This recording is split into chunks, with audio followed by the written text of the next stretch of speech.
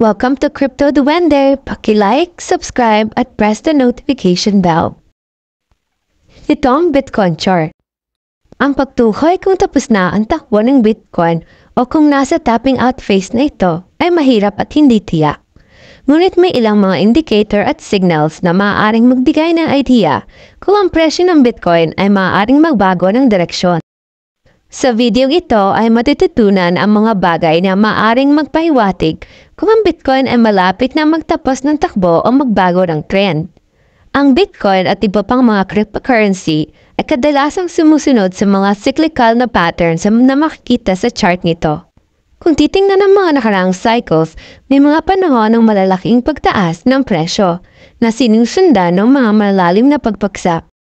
Bagamat hindi ito isang garantiya, ang pagtingin sa cycles ay maaaring magbigay ng ideya kung kailan magsisimula ang pagbagsak o pag-akyat ng presyo. Unahin nating i-discuss ang chart patterns na Golden Cross at Death Cross. Makikita ito sa paggamit ng tatlong moving average indicator lines na 50-day, 100-day, and 200-day ang haba.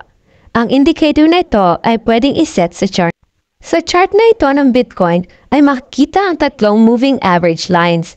Yellow for 50-day MA, purple for 100-day MA, at blue for 200-day MA. Nangyayari ang Golden Cross kapag ang 50-day moving average, yellow line, ay tumawid sa ibabaw ng 200-day moving average, blue line. Ito ay isang signal ng strong bullish trend. Ibig sabihin ay malaki ang posibilidad na magsimula na ang pag-akyat ng presyo. Nakikita natin dito na nung lumabas ang Golden Cross ay talagang nagsimula na ang pag-akyat ng presyo. Death Cross naman ang kabaliktaran ng Golden Cross. Nangyayari ito kapag ang 50-day moving average ay tumawid pababa sa 200-day moving average. Ang Death Cross ay isang signal ng bearish trend at maaaring magpahiwatig ng pagtatapos ng bull run or bearish trend kung tawagin.